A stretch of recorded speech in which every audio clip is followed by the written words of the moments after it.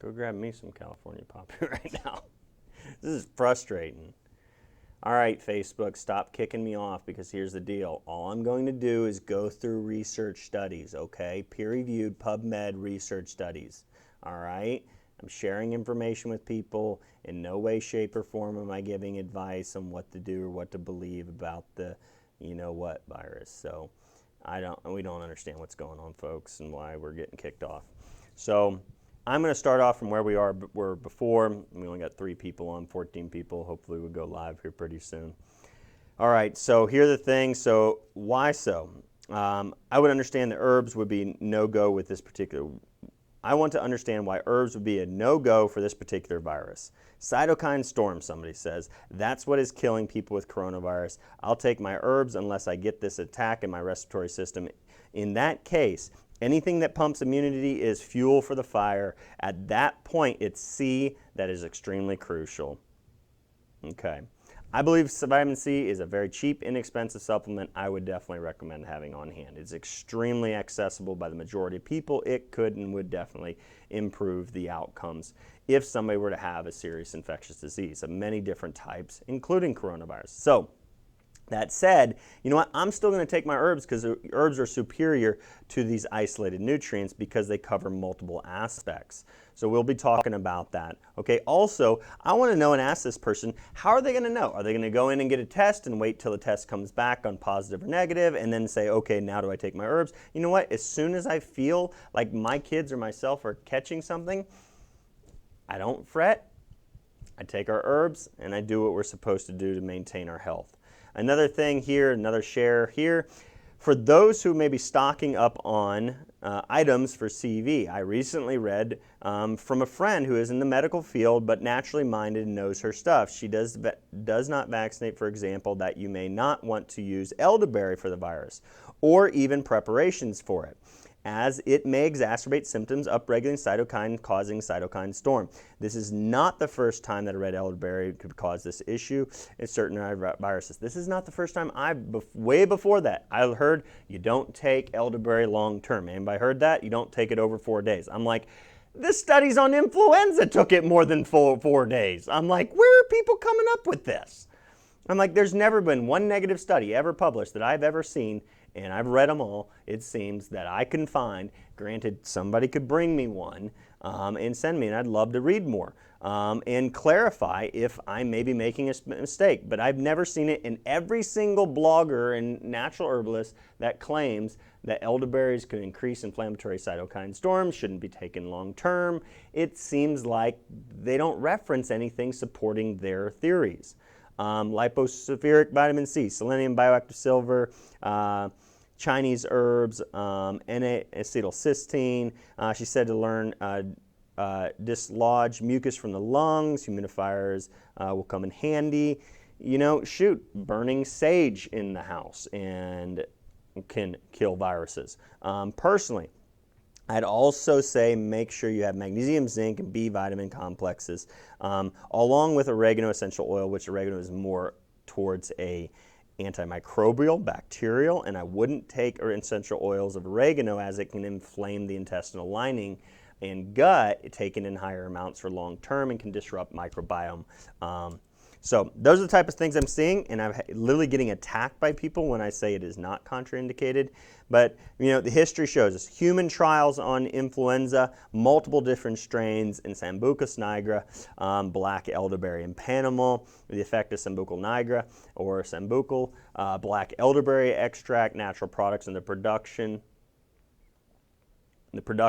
of human cytokines, inflammation cytokines. So it goes through this. This one though, okay, it does. In fact, tumor necrosis factor alpha in this study was increased by 44.9-fold, which is a cytokine that is seen elevated in cytokine storm, but this was monocytes extracted from healthy individuals, and then the berry was mixed with the monocytes. Guess what?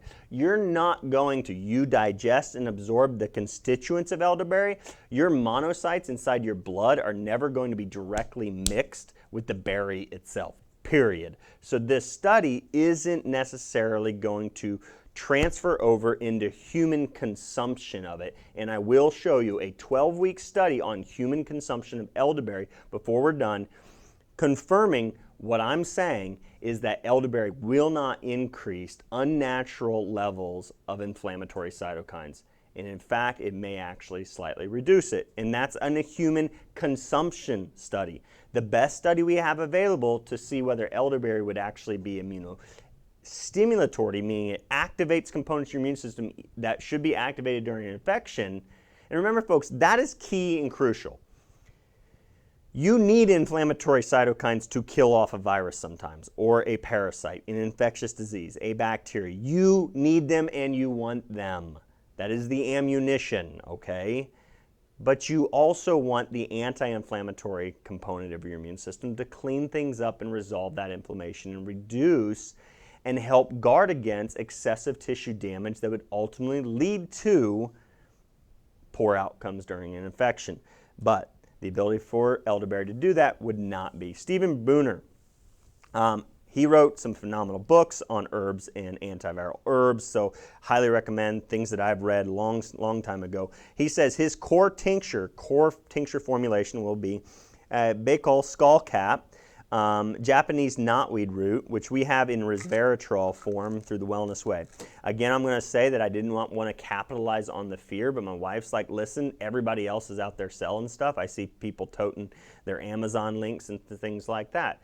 I don't want to say, hey, out of fear, here, get this resveratrol. You know, I want to say this is what I have. I appreciate the opportunity to be able to share this information for you, and I know that I got to provide for my family and my kids. So I'm being 100% open with you all. I have a bias in this situation towards elderberry being safe because I formulated an elderberry, and that's what I'm going to use in this situation right now because it's cheap, it's easy, and it's readily accessible to the majority of people. And a lot of people probably already have it on their shelves or in their refrigerators. So, and it's a potent antiviral. It's a very, very healthy antiviral. But he goes on skullcap, Japanese knotweed, kudzu, licorice. Most of these herbs, licorice we have through the Wellness Way. I would highly recommend people be taking vitamin D. These are all things to support a healthy immune system. You know, vitamin D may be one of the most essential because guess what? It helps in regulating our immune system, both our inflammatory and our anti-inflammatory and our inflammatory arms of our immune system. He goes on saying things to help with the cytokine profiles. You could use astragalus. You could use dong quai root. There are mushrooms that I'm going and have been taking, and mushrooms are the #1 thing that I take personally for maintenance of my immune system because reishi has so many different benefits. Cardiovascular, immune, anti-cancer, gut health. It boosts and strengthens our mucosal membrane immunity. And in my opinion, that's probably the most crucial portion of our immune system that I want strong because your mucosal membrane immune system, your IgA immune system, is actually non-inflammatory. It can actually resolve inflammation when your mucosal barrier is under attack and they're coming to the wall. So this helps build up that aspects for us to neutralize viruses and bacteria that can become pathogenic and harmful to our body. So you support multiple arms of your immune system. Astragalus is one I've already been taking, especially I take more frequently in higher amounts throughout the summer because it's one of the #1 herbs. This guy right here, Dr. Stephen, he even says, you know, astragalus is phenomenal for helping our body to actually prevent the active and long-term and critical infections of Lyme disease. So tick season's upon us. We are already pulling ticks off our dogs and our kids already, so I'm taking things to support my immune system so I can prevent a risk of a Lyme disease. So I've already been taking those. Decocted elder leaf tincture, which is rarely sold, rarely used in medicines because of the proper care of the raw materials of the elderberry leaf. Elderberry root or bark, those things can have high amounts of a toxin. A lot of toxins can be neutralized. So I'm not going to go into how to prepare that because the reality is what is available to most people, it's the elderberry. And he even says the berry will do, but he feels it's about 1/3 the effectiveness of the decocted leaf. So going on, immune system, cellular protection, cytokine interruption, tincture formulas would include cordyceps, rhodiola, Dong Quai. Again, these are all herbs, and these are one of the reasons they're phenomenal herbs for the immune system. Thrive adaptogen formula through forest folk fungi, has rhodiola, has cordyceps, has reishi, schisandra berries for your liver, American ginseng, which was an herb that actually was shown to interrupt SARS coronavirus. So this is actually a really good adaptogen formula. Those are all, longevity elixirs. So he goes on, astragalus was one big one, and that's probably because it feeds the bone marrow. Your immune system needs to come from the cells generated from your bone marrow. Astragalus feeds your bone marrow, all right? Phenomenal stuff. Mushrooms for mucosal membrane immune system. Will a mushroom supplement help with inflammatory issues in the joints? So reishi mushroom was used as an immunoadaptogen. Oftentimes this is a question from Sus Schick. She's asking about mushrooms. So mushrooms like reishi have been used for and given to, recommended through Chinese medicine, traditional Chinese medicine, and have evidence in scientific studies to benefit those individuals suffering with autoimmune conditions because it's immunomodulatory. Mushroom. It helps balance out our immune system, strengthening it when we come in contact with an infection, but also helping to enhance the anti-inflammatory effects and the regulation of that so it can calm down and heal and repair tissue. So all that stuff, they go through licorice, cinnamon, danshin, so different Chinese herbs, great stuff. So he gives really great information through his books and materials, and he's very knowledgeable. So I highly respect his opinion. Cytokines, influenza virus, cytokine protease cycle, and pathogenesis of vascular hyperpermeability influenza. I may touch on them. Cytokine storm in avian bird flu. Elderberry has never been shown specifically associated with cytokine storm nor causing problems with the immune function. This is my statement here. It appears only to boost the cytokines at a time illness in order to fight it off faster. Inhibitory activity inhibits the connection or infectious properties of multiple different strains of influenza. Again, we got a lot of information on elderberry and influenza. There are other viruses tested against. Elderberry's been tested against and shown effective for. Beverages. This is one thing. Folks, you can use elderberry in a beverage. You can use it in pies, jams, jellies. Guess what? Not having harmful effects, not being recommended against it for pregnancy because it's a food medicine. Let fruit be for food and leaves be for medicine. The reality is elderberry is a food medicine, but it can be ate as a food and highly antioxidant, having 3 times the antioxidant capability of a blueberry. So the reality is it's a superfood. And if a blueberry is a superfood, well then elderberries are a super duper duper food because it's times 3. Elderberry flavonoids in the prevention of H1N1 infections. And this is the reality. They're saying now with the research on even influenza, severe flu, it's not the flu that kills somebody, it's actually the improper immune response, or it's co-infections that are oftentimes acquired through close proximity with other individuals who are sick.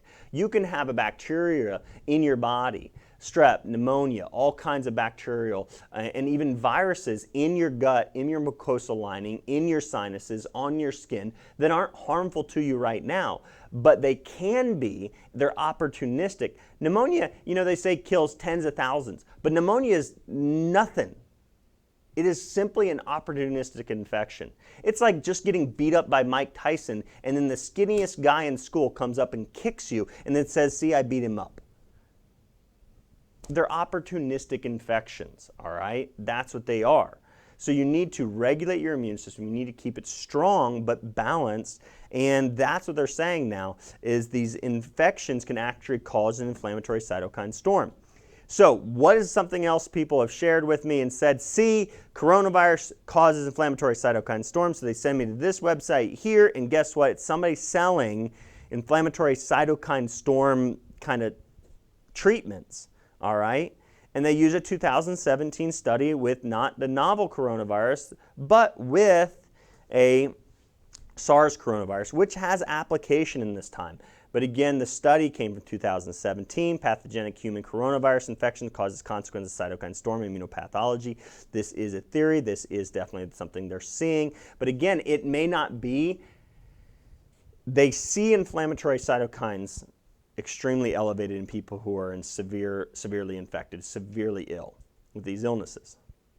But is the body trying to ramp up the immune response to try and do away with the infection? Or is it the dysregulation? It's probably at times one or the other or both that is taking place. These are signaling molecules the body absolutely has to have to mount a proper immune response. So if we understand that, we can understand that we want to encourage healthy cytokine balance and communication and production during time periods during an infection. Flu deaths caused by immune system storm, cytokine storm.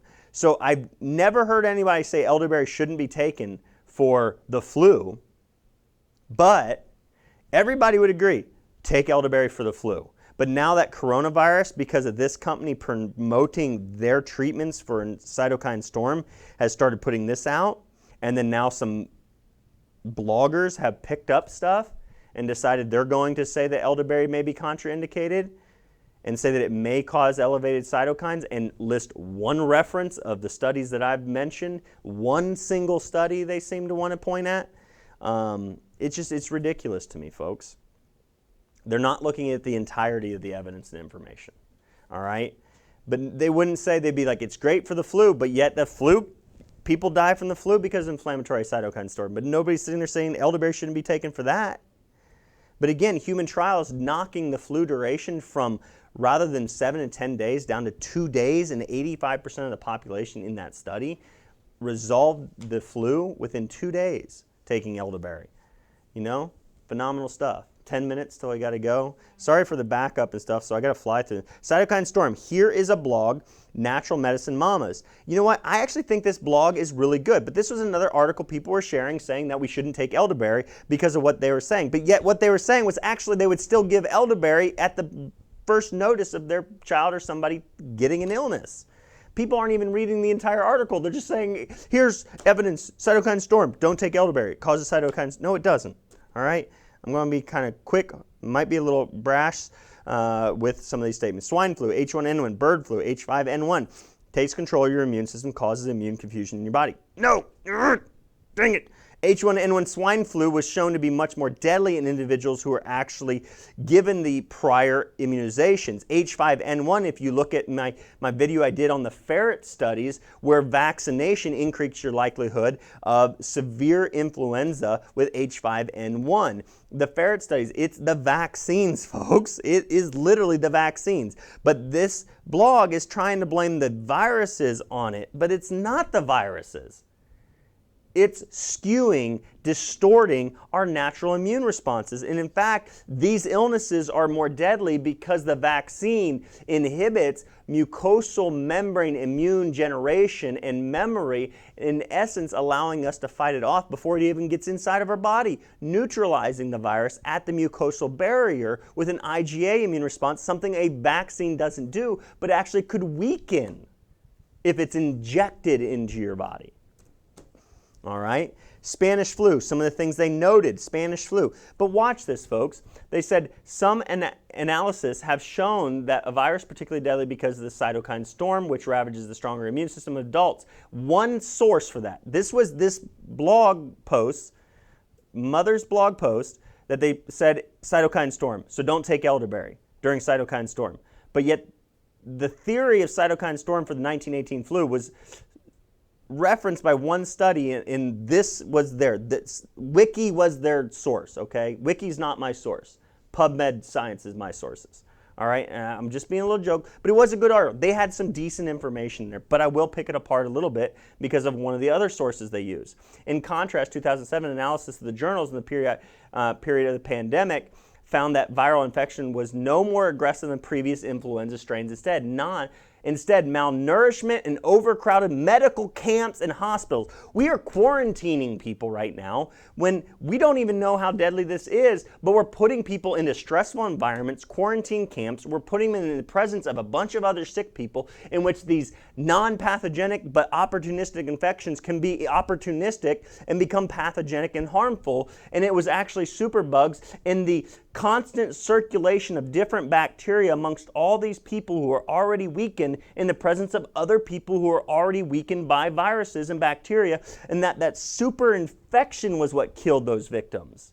It was basically their tent camps and everybody rushing into the hospitals and doctors' offices was one of the major reasons so many people died.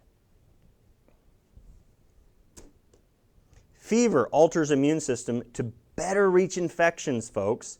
What if it's not the virus, but it's the medicine that medicine is giving people? Think about this. And we know this. The FDA states that just taking paracetamol kills more people through liver damage than measles did before there was a measles vaccine. Tylenol does, folks. Most of the 25 million people that died in 1918, so they mention one thing, and they say, wow, that's good information to know. You don't want to be caught in an inflammatory cytokine storm. I would agree with that, but one reference versus not mentioning malnutrition, not mentioning these concentration camps, basically, of infected and unhealthy people, or people that were maybe could have been healthy enough if they'd stayed at home and relaxed a little bit. Instead, went to the doctors, went in these camps, went in these tents, and everybody was sitting there spreading illnesses back and forth. That was a major problem. Look at confined feeding operations with animals. When they get it, they all die. But if they're out in nature on their own, they don't always die. They can fight it off naturally, have a healthy immune response. So, however, if some people in your care, including yourself, of course, gets ill and keeps getting worse and worse and worse and worse, you could be feeding the problem with the herbs you were using. I would agree with that. You know what? One of my great mentors said to me once, he said, Dale, if you find yourself in a hole, and he was primarily talking about the proper treatment of scoliosis. Because scoliosis, when it comes down to chiropractically, is a completely different beast. He said, Dale, if you ever find yourself in a hole, stop digging. Makes sense. So if what you're doing just keeps getting worse and worse and worse, change what you're doing. Listen to your body, okay? So I would agree with that statement, but it takes some understanding. Here are herbs to combat cytokine storm: turmeric, yarrow, cayenne, garlic, horseradish, raspberry, skullcap, St. John's wort, tea tree oil, vitamin C, lots of it. I would completely agree with those. Now, here is a lot of herbs to stop taking if illnesses start to escalate in a bad stage, basically the bad guys, they said. Elderberry, echinacea, honey, chocolate, colloidal silver, and kimchi. So don't eat kimchi? I would disagree because there's fermented foods actually help with balance. So I go back and forth on the evidence. And the elderberry one, absolutely. I would absolutely not stop it because of what I see. Now, if it's not what you need, you might not have an infection that is viral in nature or microbial in nature. It may be actually you may have an active parasitic infection, which elderberry would not be the best thing for you in that time period. So how do we recognize cytokine storm? They say just starting to get sick. A risk of cytokine storm is not a real thing, not a strong thing. It's okay to use elderberry in first defense, honey syrups, echinacea, and other things. So the, quote, bad guys are okay at the first signs of an illness. So I would agree with that. They do reference this. Check this website for fever information. Here's a problem. This website, which is pretty much a junk website in my opinion, because they still don't reference any of their stats and statistics and numbers. They don't give you any science to actually read. They just give their opinion. And again, it's a medical site, so they're allowed to do that, I guess, right? For fevers that are uncontrollable, sponge the body with lukewarm water. Take acetaminophen, aspirin, ibuprofen to get your fever down. Do not give aspirin. France is now even saying don't take ibuprofen. Thank God at least medical communities are actually starting to say the right things. Do not give aspirin or products that contain aspirin to children or teens under the age of 20. So they recommend in this natural